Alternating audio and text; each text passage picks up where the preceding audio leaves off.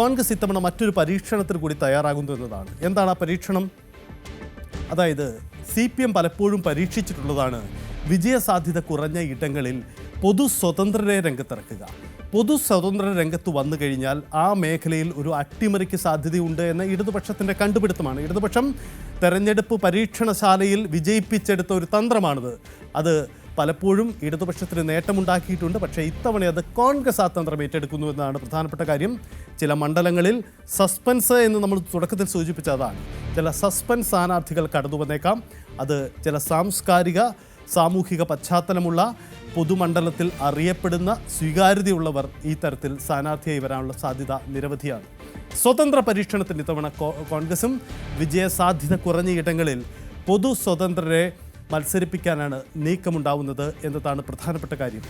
ഈ പൊതു സ്വതന്ത്രർ എന്ന് പറയുന്നത് നമുക്കറിയാം, ഈ പൊതുവിൽ ഇടതുപക്ഷത്തോടൊപ്പമാണ് ഈ സാംസ്കാരിക രംഗത്തുള്ളവരുടെ ഒരു സാന്നിധ്യം പൊതുവിൽ ഉണ്ടാവാറുള്ളത്. പക്ഷേ ഇത്തവണ അത് തിരികെ പിടിക്കാനുള്ള UDFൻ്റെ തന്ത്രമാണ്. ഇത്തവണ സാംസ്കാരിക രംഗത്തുള്ള പ്രമുഖരെ തേടിയാണ് കോൺഗ്രസിൻ്റെ നീക്കമുണ്ടാവുന്നത് എന്നതാണ് പ്രധാനപ്പെട്ട കാര്യം.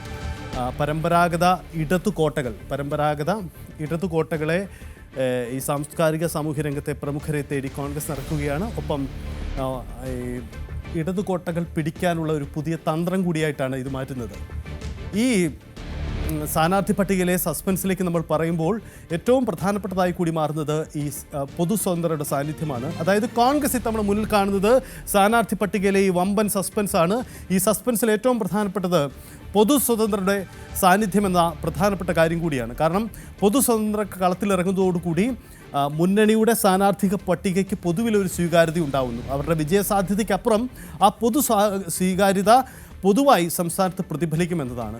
ഉദാഹരണം, സാംസ്കാരിക മുഖങ്ങളെയൊക്കെ കോൺഗ്രസിനൊപ്പം UDFിനൊപ്പം അണിനിരത്തുക എന്നത് മുന്നണിയുടെ രാഷ്ട്രീയ സ്വഭാവത്തിന് തന്നെ മാറ്റമുണ്ടാകുന്നു. പൊതുവിൽ തങ്ങൾക്കാണ് ഈ രാഷ്ട്രീയ മണ്ഡലത്തിൽ വലിയ സ്വീകാര്യത എന്ന അവകാശവാദം ഉന്നയിക്കാനൊക്കെ കോൺഗ്രസിനും UDFിനും കഴിയും. അതുകൊണ്ട് പൊതു സ്വതന്ത്രരെ മുൻനിർത്തിയുള്ള ആ പരീക്ഷണത്തിന് കോൺഗ്രസ് ഇത്തവണ ഒരുങ്ങുന്നു എന്നതാണ് പ്രധാനപ്പെട്ട കാര്യം. അങ്ങനെയെങ്കിൽ നമ്മൾ കാണുന്ന പല പ്രമുഖരും ഒരുപക്ഷേ കോൺഗ്രസിൻ്റെ UDFിൻ്റെ സ്ഥാനാർത്ഥി പട്ടികയിൽ ഉൾപ്പെട്ടാലും അത്ഭുതപ്പെടാനില്ല എന്നതാണ് പ്രധാനപ്പെട്ട കാര്യം. അതുകൊണ്ട് സുപ്രധാനമായ ഈ നീക്കത്തിലേക്ക് തന്നെ കോൺഗ്രസ് കടക്കുകയാണ്. അത്തരം ആലോചനകളാണ് നടക്കുന്നത്. ഇത് ഈ ആഴ്ചയും അടുത്ത ആഴ്ചയുമായി നടക്കുന്ന ചർച്ചകളിൽ ഇത് സംബന്ധിച്ച തന്ത്രങ്ങൾ ആവിഷ്കരിക്കപ്പെടും. വയനാട്ടിലെ കോൺഗ്രസിൻ്റെ ക്യാമ്പ് ഈ പൊതു സ്വതന്ത്രരെ ആരൊക്കെ എന്നത് സംബന്ധിച്ച് ഒരു ധാരണയുണ്ടാകും. ഇതിനകം തന്നെ പല പ്രമുഖരുമായുള്ള ചർച്ചകൾ, ആശയവിനിമയങ്ങൾ നടന്നു കഴിഞ്ഞു എന്നതാണ് നമുക്ക് മനസ്സിലാക്കാനാവുന്നത്. നേരത്തെ CK ജാനുവിൻ്റെ പാർട്ടി UDFിൻ്റെ ഭാഗമായപ്പോൾ പലരും ചോദിച്ച ഒരു ചോദ്യമുണ്ട്: എന്തിന് ഈ CK ജാനുവിനെ ഒപ്പം ചേർക്കണം? അവർക്ക് എന്ത് രാഷ്ട്രീയ നേട്ടമുണ്ടാക്കാൻ UDFിന് കഴിയുമെന്നത്.